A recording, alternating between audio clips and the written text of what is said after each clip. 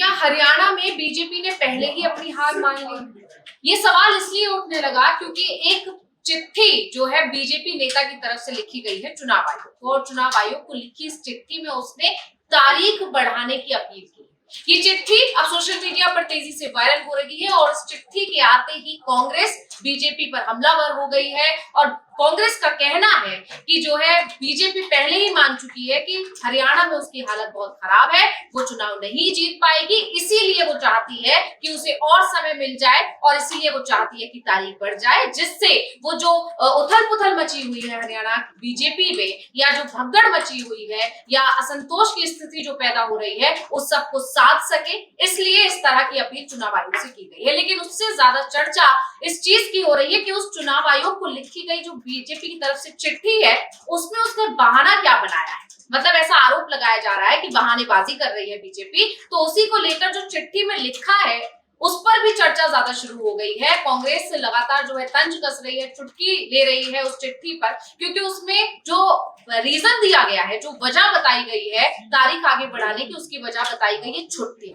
क्योंकि कहा गया है कि छुट्टी की वजह से वोट प्रतिशत कम हो जाएगा, इसलिए ये जो है चुनाव की जो तारीख आपने लिखी है, चुनाव आयोग से जो अपील की है, उसमें बीजेपी ने कहा है कि जो चुनाव आयोग की तरफ से तारीख जो निर्धारित की गई है उस पर अगर जो है चुनाव होंगे, अगर वोटिंग होगी तो कहीं ना कहीं वोट प्रतिशत पर इफेक्ट पड़ेगा, क्योंकि वो छुट्टियों के बीच में तारीख पड़ रही है। तो जो मुख्य बिंदु जो बताए जा रहे हैं उस चिट्ठी के, वो मैं आपको बता देती हूँ पढ़कर कि उसकी जो तीन चीजें जो निकल कर आ रही है कि किन मुख्य बिंदुओं पर जो है फोकस किया है। पहले हम उस पर चर्चा करेंगे कि बीजेपी ने क्या मुख्य रीजंस बताए हैं, क्या वजह दी है। उसके बाद हम आगे चर्चा करेंगे कि कांग्रेस क्या आरोप लगा रही है और क्यों बीजेपी परेशान है अगर इस दिन चुनाव हो जाते हैं।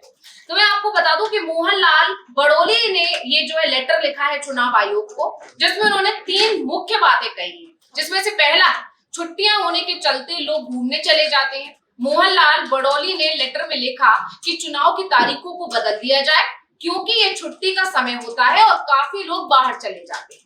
28 तारीख को शनिवार है, 29 तारीख को रविवार है, 1 अक्टूबर को वोटिंग होगी, जबकि 2 अक्टूबर को गांधी जयंती की छुट्टी, वहीं 3 अक्टूबर को अग्रसेन जयंती की भी छुट्टी है। ऐसे में लोग छुट्टियों पर जा सकते हैं। ये बहाना जो है दिया गया है, ऐसा कि कांग्रेस की तरफ से आरोप लगाया जा रहा है। मोहनलाल आगे लिखते हैं, उसी चिट्ठी में उन्होंने लिखा है, जो दूसरी मुख्य बात जो बताई जा रही है इस चिट्ठी की, उसमें लिखा है बिश्नोई समाज का धार्मिक कार्यक्रम। इसके अलावा जो दूसरी जो मुख्य वजह बताई जा रही है उसमें लिखा है कि बिश्नोई समाज का धार्मिक कार्यक्रम भी है। 2 अक्टूबर को राजस्थान में मुकाम धाम में असोजा का मेला शुरू होगा। इस मेले में राजस्थान, हरियाणा, पंजाब, उत्तर प्रदेश, मध्य प्रदेश और दिल्ली से लोग पहुंचते हैं। ऐसे में आसोजा अमावस्या 1 अक्टूबर को रात 9:39 पर शुरू होगी, जो 3 अक्टूबर को 12:18 पर खत्म हो जाएगी। इसकी तीसरी वजह जो निकल कर आ रही है, उनका कहना है, उन्होंने जो वजह बताई है कि क्यों वो चाहते हैं तारीखें आगे के लिए बढ़ा दी जाए, तारीख बढ़ा दी जाए, उसका एक सबसे बड़ी वजह जो तीसरी निकाल कर दे रहे हैं, उनका कहना है कि वोटिंग पर असर पड़ेगा। बड़ौली ने कहा है कि इसका असर साफ साफ पर वोटिंग प्रतिशत पर पड़ जाएगा, वोटिंग प्रतिशत में गिरावट हो जाएगी। चुनाव आयोग की भी यही प्राथमिकता होती है। अब यहाँ गौर कीजिए कि उन्होंने यहाँ पर चुनाव आयोग की प्राथमिकता को भी हाईलाइट किया है, जिससे कहीं ना कहीं चुनाव आयोग इस बात पर गौर फरमाए। चुनाव आयोग की प्राथमिकता की बात करते हुए उन्होंने लिखा है कि वो भी चाहता है कि 100% मतदान, वोटिंग 100% तक होनी चाहिए, ज्यादा से ज्यादा वोटिंग होनी चाहिए। इसलिए चुनाव की तारीखों को आगे बढ़ाया जाए ताकि वोटिंग प्रतिशत बढ़ सके।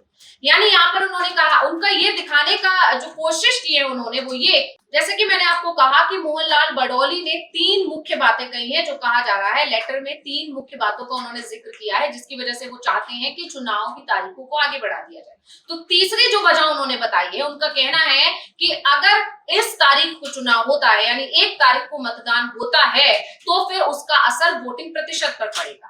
इसके साथ ही उन्होंने साफ साफ जो लिखा है लेटर में, जिस पर ज्यादा गौर फरमाने की कोशिश की गई है, जिसको हाईलाइट किया गया है, उन्होंने लिखा है कि चुनाव आयोग की भी यही प्राथमिकता होती है कि 100% मतदान हो। इसलिए हम भी चाहते हैं कि चुनाव की तारीख जो है आगे बढ़े, जिससे वोटिंग प्रतिशत ज्यादा से ज्यादा रहे जिस दिन मतदान। यानी यहाँ पर फोकस करवाने की कोशिश की गई है कि हम उसी राह पर है जिस राह पर चुनाव आयोग जो है रहता है। लोकतंत्र का भी हवाला दिया है, बहुत सारी चीजें उन्होंने एक लंबी चौड़ी जो चिट्ठी है उसमें लिखी है। तो आप देख सकते हैं, स्क्रीन पर भी आप चिट्ठी देख पा रहे हैं जिसमें साफ साफ सारे पॉइंट्स लिखे गए हैं और गौर से मतलब कुछ पॉइंट्स को हाईलाइट करके उन्होंने दिखाया है जिससे उस पर चुनाव आयोग का फोकस ज्यादा हो और उनकी जो ये अपील है कि तारीख आगे बढ़ा दी जाए, उस अपील को जो है चुनाव आयोग मान ले और तारीख बढ़ाने की बात पर विचार कर ले। तो इसमें सबसे बड़ी चीज जो उन्होंने कहा है कि लगातार जो सिर्फ 31 तारीख को छोड़कर लगातार छुट्टियां पड़ रही हैं, इस वजह से हो सकता है कि लोग जो है छुट्टियां मनाने चले जाएं और वो वोट डालने ना आए। लेकिन जब बीजेपी भले ही इस तरह के जो है बहाने दे रही है, जैसा कि विपक्ष कह रहा है कि बीजेपी बहाने दे रही है क्योंकि वो मान चुकी है कि जो है हरियाणा में उसकी हालत बहुत खराब है, और इस पर हम विपक्ष की बात इसलिए भी यहाँ पर गौर कर सकते हैं क्योंकि जो लोकसभा चुनाव के नतीजे आए हैं उसने जता दिया कि कहीं ना कहीं बीजेपी की स्थिति बेहद कमजोर है। अगर हम 2019 के लोकसभा चुनाव के नतीजों की बात करें तो उस बार 10 से 10 सीटों पर जो है बीजेपी ने जीत हासिल की थी, लेकिन वही इस बार जब लोकसभा चुनाव के नतीजे आए तो मात्र 5 सीटों पर ही बीजेपी सिमट कर रह गई। 5 सीटों का बीजेपी को नुकसान हुआ। इसके अलावा वोटिंग प्रतिशत में भी बीजेपी की गिरावट आई, वोट शेयर में भी। तो इस तरह से देखें तो कांग्रेस की स्थिति मजबूत नजर आ रही है और बीजेपी की स्थिति बेहद कमजोर नजर आ रही है, जिसे बीजेपी भाग चुकी है। उसके अलावा बीजेपी के अंदर भी असंतोष बहुत ज्यादा पैदा हो रहा है, जिसके बारे में हमने एक और स्पेशल रिपोर्ट बनाया था जिसमें हमने बाकायदा जिक्र किया था कि बीजेपी के कई नेता बीजेपी से नाराज हैं और उसमें से बड़े नाम जो है निकल कर आ रहे हैं, जैसे कुलदीप बिश्नोई नाराज हैं, वहीं और दूसरे नेताओं ने भी कह दिया है, अनिल विज भी नाराज हैं, कई नेताओं ने भी कह दिया है कि हम अगर हमारी मनपसंद की सीटों पर अगर उन्हें टिकट नहीं दिया गया तो वो अपना जो है राह अलग कर सकते हैं, क्योंकि वो चुनाव तो उसी सीट पर ही लड़ेंगे चाहे कुछ भी हो जाए। तो इस तरह की चीजें जो है निकल कर आ रही है जिस वजह से बीजेपी परेशान है। अब यहाँ जो मुख्य बात जो लेटर की है कि बिश्नोई समाज का जिक्र यहाँ पर किया गया है लेटर में, जिसका मैंने आपको बताया कि उन्होंने कहा है बिश्नोई समाज का एक मेला लगने वाला है, अगर इस तारीख पर ही चुनाव होता है तो कहीं ना कहीं इसका नुकसान होगा क्योंकि बिश्नोई समाज के जितने भी लोग हैं वो वहां चले जाएंगे। तो ऐसे में ये जानना भी जरूरी है कि बिश्नोई समाज के लिए इतना चिंतित क्यों है बीजेपी, क्यों फोकस करके ये बात बता रही, क्योंकि लेटर में सिर्फ छुट्टियों की बात करते करते जो है गौर फरमाया गया, एक हाईलाइट किया गया है बिश्नोई समाज की जो मेला लगने वाला है उस बात को, उसको हाईलाइट इसलिए किया गया है क्योंकि बिश्नोई समाज बेहद महत्वपूर्ण है बीजेपी के लिए इस समय। उसको ऐसे समझते हैं कि बिश्नोई समाज का हिसार, सिरसा और फतेहाबाद जिले में अच्छा प्रभाव है। कुलदीप बिश्नोई के भाजपा में आने के बाद बिश्नोई समाज का अधिकतर वोट बैंक भाजपा में शिफ्ट होने की उम्मीद है। ऐसा भाजपा को लगता है कि कुलदीप बिश्नोई क्योंकि कांग्रेस से शामिल हुए हैं इधर बीजेपी में, तो हो सकता है कि कुलदीप बिश्नोई का जो प्रभाव है, जो उनका वोट बैंक है, वो भी बीजेपी को मिल जाएगा और उससे बीजेपी को फायदा होगा। वहीं बात करें सिरसा, डबवाली, फतेहाबाद, हिसार, आदमपुर, नलवा, बरवाला विधानसभा में बिश्नोई समाज के काफी वोटर हैं और एक अच्छा खासा प्रतिशत होने की वजह से ही यहाँ पे बता दें कि हिसार लोकसभा में करीब 48,000 और सिरसा में 51,000 बिश्नोई समाज के वोट हैं। पार्टियों का मानना है कि बिश्नोई समाज का वोटर हमेशा एकजुट रहता है, इसलिए बिश्नोई समाज के वोट को निर्णायक वोट माना जाता है। अब यहाँ गौर ये कीजिए कि एक तरफ तो बीजेपी चाहती है कि बिश्नोई समाज का वोट बैंक उसको मिले और इस वजह से वो चिंतित है कि अगर बिश्नोई समाज के लोग चले जाएंगे तो कहीं ना कहीं उसे नुकसान होगा। उनकी छुट्टियां जो उनका मेला है उसकी चिंता जो है बीजेपी कर रही है। उसका कहना है कि अगर ये लोग चले जाएंगे तो वोट नहीं मिलेगा और वोट प्रतिशत डाउन हो जाएगा, जिसकी वजह से नुकसान हो सकता है। इस तरह की तमाम दलीलें बीजेपी ने अपने लेटर में दी हैं। लेकिन वहीं दूसरी तरफ जो निकल कर आ रहा है वो ये कि जिस बिश्नोई समाज को साधने की कोशिश बीजेपी कर रही है, जिस पर फोकस कर रही है बीजेपी, उसी समाज से आने वाले कुलदीप बिश्नोई बीजेपी से नाराज चल रहे हैं। लगातार आप जानते हैं कि जब से वो कांग्रेस से बीजेपी में शामिल हुए हैं, लगातार बीजेपी उन्हें सिर्फ टाल रही है, उन्हें सिर्फ जो है कहीं ना कहीं सिर्फ संभालने की कोशिश कर रही है, सिर्फ साध के रखी हुई है, लेकिन उन्हें वो सम्मानजनक पद नहीं मिल रहा है, उन्हें सम्मानजनक स्थिति में नहीं ला रही है, उन्हें टिकट नहीं दे रही है। पहले जब वो आए थे तो उन्हें उम्मीद थी कि शायद लोकसभा में उनको टिकट मिलेगा।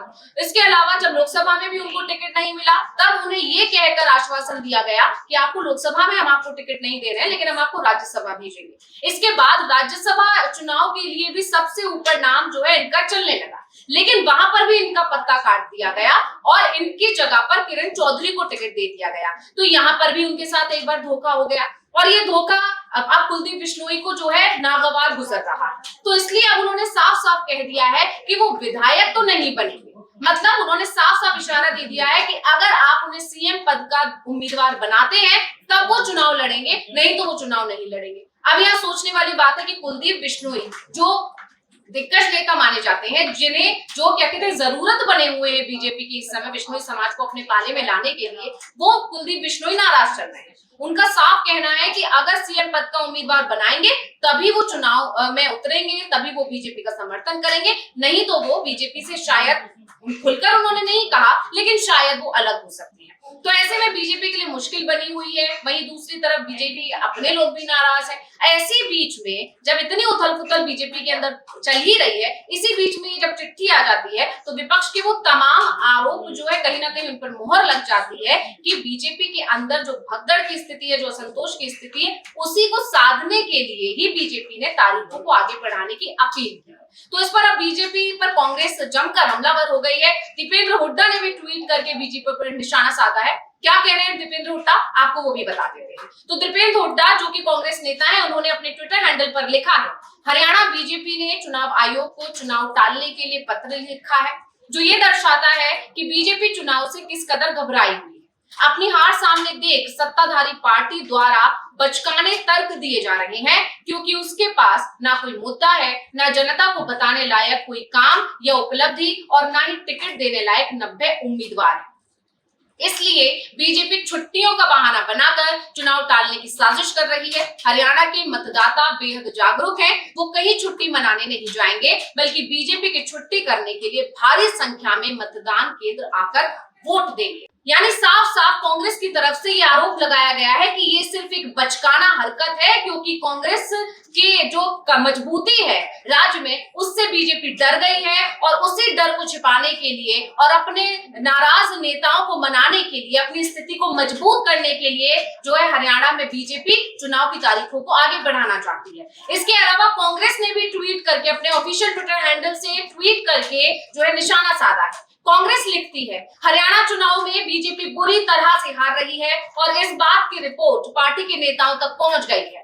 इसलिए अब तरह तरह के हथकंडे अपनाए जा रहे हैं ताकि हार को टाला जाए। हरियाणा बीजेपी अध्यक्ष ने चुनाव आयोग को खत लिखा है कि कृपया हरियाणा के चुनाव को टाल दीजिए। साफ है, बीजेपी ने हरियाणा में कोई काम नहीं किया जिसके बदौलत वो चुनाव लड़ सके और वोट मांग सके। यहाँ तक कि बीजेपी के पास टिकट देने लायक 90 उम्मीदवार भी नहीं है। हमारा बीजेपी से बस इतना कहना है, डरो मत, हार का सामना करो। यानी कांग्रेस ने ये भी आरोप लगा दिया है कि क्योंकि बीजेपी के पास काम तो है नहीं दिखाने के लिए, उसने इतने सालों में कुछ किया नहीं है, तो इसलिए वो चाहती है कि अब जो है इस तरह चुनाव को टलवाकर, तारीख आगे बढ़वाकर वो अपने फेवर में कुछ करने की कोशिश कर ले, जो है जनता है उसको अपने फेवर में लाने की कोशिश कर ले, या और जो भी दूसरी तिकड़ा में वो भिड़ा सकती है वो तिकड़ा में लगाकर कहीं ना कहीं अपनी स्थिति मजबूत कर ले। तो इस तरह के तमाम आरोप लग रहे हैं, लेकिन यहाँ पर जो खुलकर निकल कर आ रही है वो बात ये है कि बीजेपी के अंदर बहुत ज्यादा खलबली मची हुई है। सर्वे रिपोर्ट्स जो बीजेपी अक्सर कराती रहती है, उस सर्वे रिपोर्ट्स में भी ये कहा गया है कि बीजेपी की स्थिति बेहद कमजोर है और उसी कमजोर स्थिति को अब बीजेपी भी भांप चुकी है। बीजेपी भी समझ चुकी है कि उसके लिए इस बार हरियाणा का चुनावी रण इतना आसान नहीं रहने वाला है, क्योंकि लोकसभा चुनाव में उसको अच्छी खासी एक तरह से पटकनी मिली है। तो ऐसे में अब देखना होगा चुनाव आयोग जो है बीजेपी की इस अपील को कितना मानता है, क्या वो चुनाव की तारीखें बदल देगा या नहीं, ये अब देखना होगा। इसी के साथ मुझे दीजिए इजाजत, देखते रहिए टीवी लाइव। नमस्कार।